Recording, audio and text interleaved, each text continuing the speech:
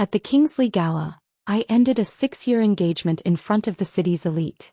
My fiancé had brought his secretary, the same one flaunting my life on social media, as his date. By the time the night ended, his family's empire was collapsing, his secretary was blacklisted, and I walked away without looking back. Sometimes the best revenge is leaving the door wide open for a better life. The chandeliers sparkled like 1,000 captive stars, their golden light spilling over the crystal glasses and satin gowns that filled the grand Marcellus ballroom. Waiters in black and white glided past like clockwork, offering trays of champagne flutes, canapés dusted with edible gold, and miniature desserts so delicate they looked painted. I stood near the central marble pillar, my black mermaid gown hugging my figure with understated elegance. One hand rested lightly on the stem of my wine glass, though I hadn't taken a single sip. The other stayed loosely by my side as I exchanged polite smiles and restrained greetings with the other guests. As Isla Bennett, daughter of Richard Bennett, the Bennett name, there was no need for me to play the sycophant. People came to me, not the other way around. Still, I kept my tone low and manner composed. My father always said, "The higher you stand, the calmer you must appear." The only thing marring my composure tonight was the absence of the man who should have been at my side. Cole Harrington, my fiancé, was already 10 minutes late. I glanced toward the grand double doors at the far end of the room, their carved wood panels gleaming beneath the lights. Still nothing. I could feel a few subtle glances from acquaintances, pitying ones from women who adored gossip, curious ones from men who wondered if Cole and I were truly as perfect a match as society whispered. Finally, in the 11th minute, I saw him. Cole walked in with the effortless grace that came from years of refining his public image. A tailored midnight suit, silk tie perfectly knotted, hair just slightly tousled in that studied, deliberate way. His face, as always, looked like it belonged on the cover of a luxury watch campaign. Handsome, refined, a hint of detachment in the eyes that made people lean closer without realizing it. But before I could greet him, before I could say anything, a voice rang out behind him. "Wow, Mr. Harrington, this lady and I are wearing the same dress." The words, sweet yet far too loud for a setting like this, drew immediate attention from the nearby guests. My gaze shifted past Cole's shoulder and my fingers tightened on my glass. Trailing behind him was a young woman whose bright, almost naive energy jarred against the formal elegance of the evening. Sophie Lane. Her face carried that wide-eyed freshness of someone still new to society events. The type who thought a pretty smile could bridge any gap in status. She looked stunning in her own way, though what truly made my pulse sharpen wasn't her beauty. It was her gown. The same mermaid cut, the same daring yet tasteful neckline, the same subtle beadwork along the train, but where mine was black, hers was a dazzling white. And both, unmistakably, came from the same master designer. Cole started, "Isla, this is..." I'd already folded my arms, my expression cool as I let my gaze sweep over Sophie from head to toe. The silence between my words was deliberate, measured. Other guests nearby were already glancing over, sensing tension. Cole finally finished his sentence. "This is my secretary, Sophie Lane." Sophie's smile only brightened. "Nice to meet you, ma'am." Her lashes fluttered as she glanced around, as though seeking approval from every face in the room. "Mr. Harrington brought me tonight to broaden my horizons." A single brow arched before I could stop it. "A secretary from such a well-off family," I remarked evenly, "wearing a $30 million gown." The murmur that followed rippled like wind through silk. Sophie blinked, then glanced down at her dress as if only now realizing the implications. Cole's eyes darted briefly between us before landing on her gown. The resemblance to mine was impossible to ignore now. His jaw tightened ever so slightly. The whispers grew. Without breaking stride, Cole slipped off his suit jacket and draped it over Sophie's shoulders. "Put this on," he said quietly. "I'll have the driver take you home first." Her lower lip trembled and her eyes shimmered, making her look like a frightened rabbit. She clutched the jacket to her chest as though she'd been wounded beyond repair. Then she turned and fled toward the exit, the sight carefully designed to make me look cruel in comparison. I didn't move. Didn't flinch. Cole straightened and turned back to me, his face already slipping into the smooth, diplomatic mask he wore in public. "I apologize for the interruption," he said softly, as if the moment had been nothing more than a small mishap. Then he offered me his arm. I took it, but my smile didn't quite reach my eyes. The rest of the evening was a dance of appearances. Cole greeted old acquaintances, spoke to investors, laughed at the right moments. From the outside we looked like the perfect power couple again. But I felt the faint strain in his grip, the flicker in his gaze each time someone's eyes darted toward the door Sophie had exited through. And I filed it away. Every flicker, every tell. Because in my world there are no coincidences.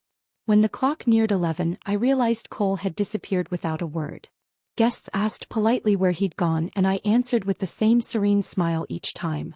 Urgent work at the company, I told them. He had to leave early. When the party ended, I called him. The phone rang almost to the last tone before someone picked up. Where did you go? Asked my tone calm. A sweet, unfamiliar female voice answered. Ah, is this Miss Bennet? Mr. Harrington's a bit busy right now. I'll have him call you back. I smiled into the phone, though it wasn't the kind of smile anyone would want directed at them. Put Cole on the phone, I said, my voice cold enough to frost glass. Now. That was the night I stopped being the fiancé who forgave everything. That was the night the first crack appeared in Cole Harrington's perfect world. Cole's idea of an apology was as expensive as it was calculated. The morning after the cocktail party, a courier arrived at my penthouse with 3 garment bags from niche European designers, names known only to those with the right level of access and taste. Each dress was unique, the craftsmanship immaculate. A handwritten card accompanied them. Slaw. Consider this a promise that no one will ever match you again. If he thought a few gowns could erase the image of Sophie Lane trailing behind him like a pampered debutante, he underestimated me. I placed the card in my desk drawer without a reply. That afternoon, I went to Cole's office to deliver a gift for his grandfather's upcoming birthday. Cole was flying to Zurich the next morning for a business meeting and wouldn't be present for the celebration, so I'd agreed to have him pass the gift along. His top-floor office suite was all glass and steel, flooded with sunlight. But it wasn't the view that caught my attention when I walked in. It was Sophie. She had propped her phone against Cole's monitor and was in the middle of what looked like a traditional stretching routine. Something between yoga and Tai Chi, right there in his office as if she owned the space. One leg extended, arms flowing in exaggerated slow motion, expression serene. A laugh almost escaped me. Almost. Instead, I let a small, amused breath slip out. Both she and Cole turned at the sound. Cole looked entirely unfazed. What brings you here? I didn't take his outstretched hand. My arms crossed instead, my heels clicking against the marble as I stepped inside. Sophie's eyes lit up in false delight. Oh, Miss Bennet. We meet again. Her voice was high and sweet enough to rot teeth. You didn't get a chance to sit last night. Come have a seat now. She walked over and gripped my arm like we were old friends, her manicured nails pressing into my skin until I hissed quietly in discomfort. Before I could shake her off, Mason Reed, my personal security and longtime aide, stepped forward from behind me. In one swift, fluid motion, he pried her hand off me and twisted her wrist just enough to make her gasp. Her shriek echoed through the glass walls. I didn't so much as blink. Mason, I murmured, you're due for a raise. She stumbled back, clutching her wrist, eyes wide and wet with fear. Sophie, is it? I said coolly. As a secretary, you should know how to greet the woman your boss is marrying. Not with false familiarity. And certainly not with your hands. Cole's jaw tightened. But instead of looking at me, he turned to Mason. That was unnecessary. She's a young woman. Mason's face didn't move. Protecting Miss Bennet is my job, sir. Not just anyone gets to touch her. Internally, I applauded him. Cole stared at Mason for a long moment, then picked up his office phone. Will, he said to his assistant, come take Sophie to the hospital. Follow reimbursement procedures. Sophie was trembling now, her voice small and pitiful.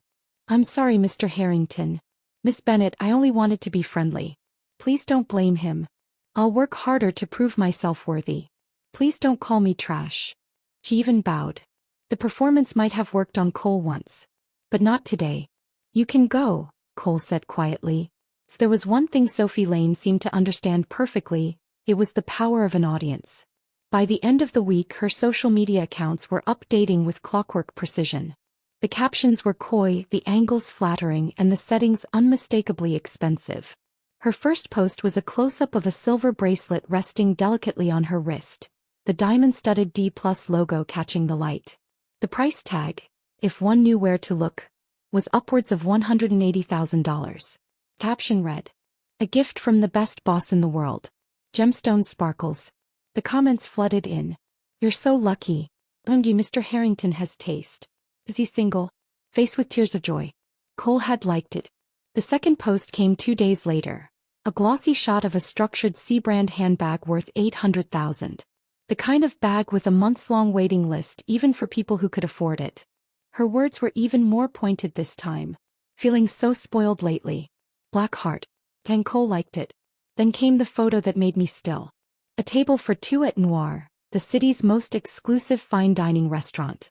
The centerpiece dish, perfectly seared steak, had been sliced into symmetrical bite-sized pieces and plated in front of her. In the background, partially blurred but unmistakable, sat Cole, knife and fork in hand. His posture leaned ever so slightly toward her. He captioned it, "When your boss insists on cutting your steak because you'll make a mess of it. Cut of meat." It was the kind of intimate gesture that in my world was reserved for lovers. Or at the very least for family. The final straw was a photograph uploaded at nearly midnight. Sophie on his back, her legs wrapped in gauze, her arms around his shoulders. Cole was laughing, his head turned slightly toward her. Caption read, "Leg injury came back. Best CEO in the world still carried me all the way home. Rabbit." My phone screen dimmed in my hand as an old memory pushed forward without permission. I was 19 again, leaning on crutches after a sports accident. Cole had carried me from the parking lot up the 3 flights of stairs to my apartment. "From now on, you're the only one I'll carry," he'd said back then, his voice still holding the warmth of a boy who hadn't yet learned to guard himself. I'd teased him, "You're too tall. I'm scared up here." He'd bent his back slightly. "Not so tall now, right?" I'd made him promise. "Only me, Cole. No one else. Or your back will be dirty." He'd sworn it. That night I didn't call him. I didn't text. Cole didn't reach out to me either. And this time his silence stretched for 10 full days. 10 days was more than enough for me to get things in motion. Quiet conversations, strategic reminders to certain people about who really held the Harrington family's safety net. Cole's fatal flaw wasn't just Sophie. It was the belief that 6 years together made us unshakable. That I would always forgive. That the Harringtons standing in the business world was their own achievement, not a gift propped up by my family name. By day 11 I was ready. When my father called that morning, his voice was calm but pointed. "Get to the Kingsley Business Gala. Now." I almost smiled. No one knew Richard Bennett was attending tonight. Which meant Cole had no idea.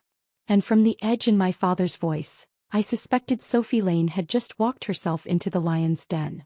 The Kingsley Business Gala was a fortress of glass, gold and power. Security was 10 times heavier than usual. Men in tailored black suits lined the entrance, discreet earpieces in place. Even the air seemed thicker, charged with the knowledge that tonight would draw the city's most untouchable figures. By the time I arrived, the red carpet outside was already a slow-moving river of jewels, silk and designer shoes. Photographers flashed and called out names. The journalist had been carefully screened to ensure not a single scandal leaked without permission. Inside, the chandeliers burned brighter than they had at the cocktail party. Every corner of the room was threaded with conversation, deals made in low tones, laughter that never reached the eyes. But all of it seemed to bend, to shift when Richard Bennett stepped into the hall. My father had always known how to make an entrance without seeming to try. Tall, silver-haired, with the kind of presence that made even the most arrogant CEO lower his voice. When he smiled, he looked like a benevolent statesman. When he didn't, people remembered exactly how many companies he'd buried with a single phone call. The moment he crossed the threshold, the room reacted like iron filings to a magnet.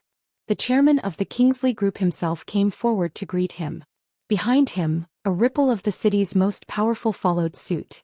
Industrial magnates, political donors, shipping tycoons. And then I saw him. Cole Harrington. He was standing stiffly near the champagne tower, his father Martin beside him. And on his arm, clinging lightly as if she belonged there, was Sophie Lane. She was dressed in a champagne-colored gown this time, beaded, sweeping the floor, the kind of dress worth tens of millions.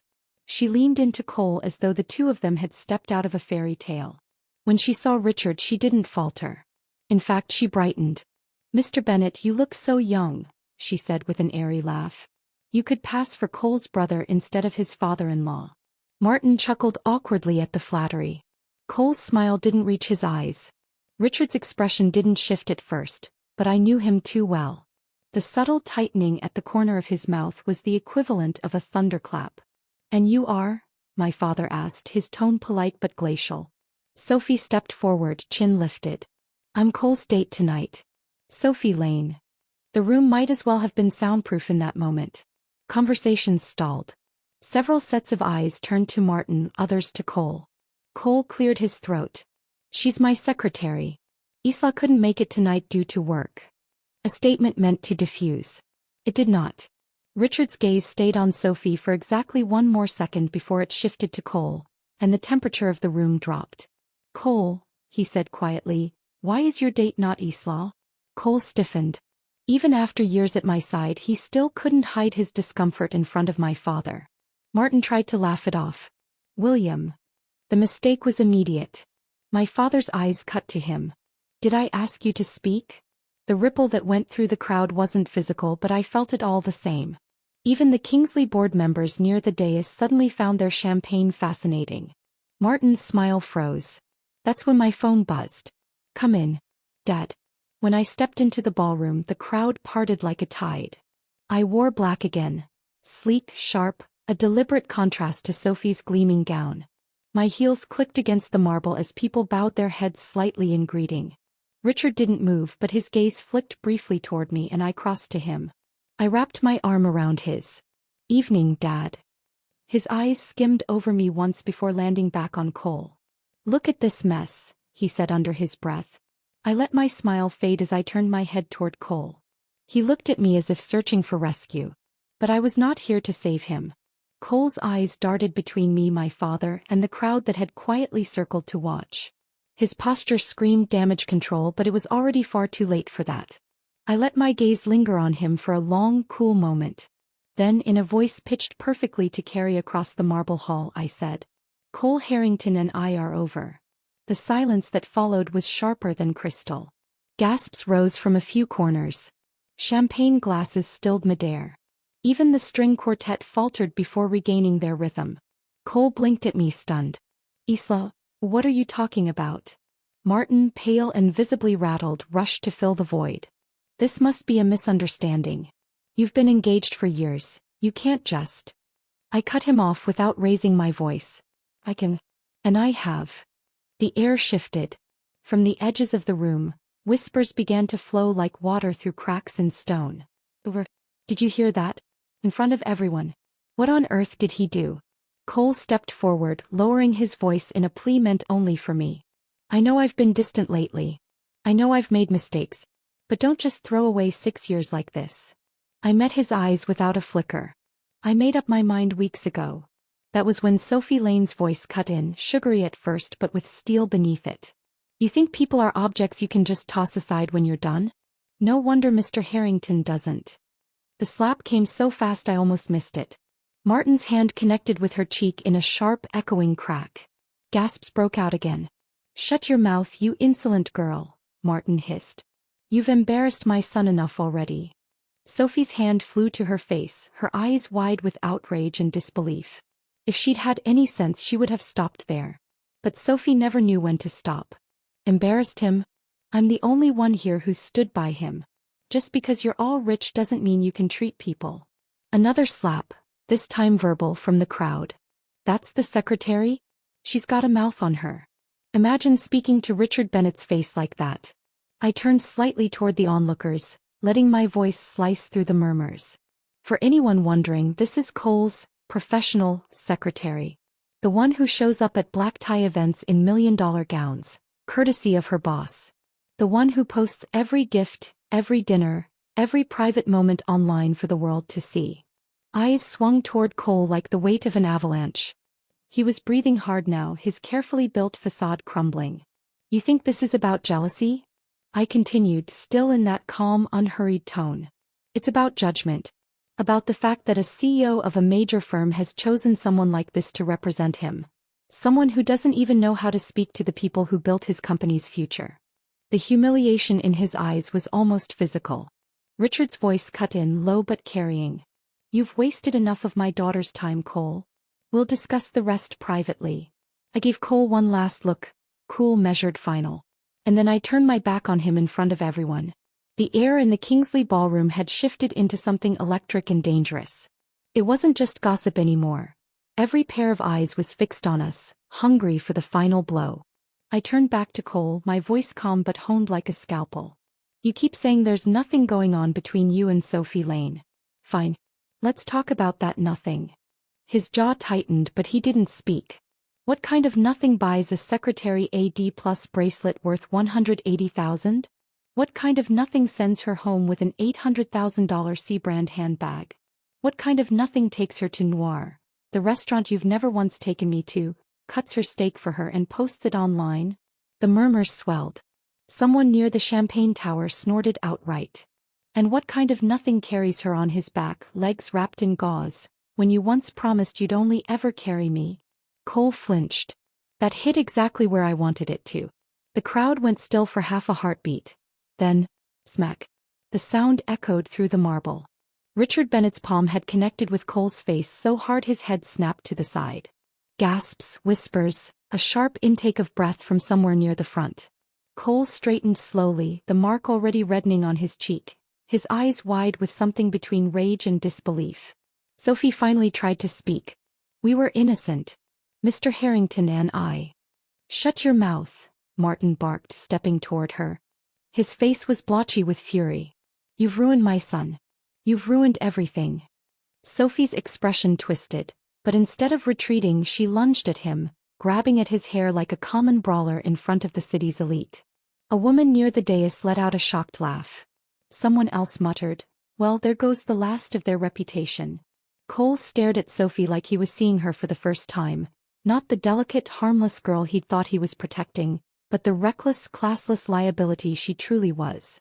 And all around us the Harrington name was being stripped, piece by piece, in whispers that would be headlines by morning. Richard's voice cut cleanly through the chaos. "We're done here."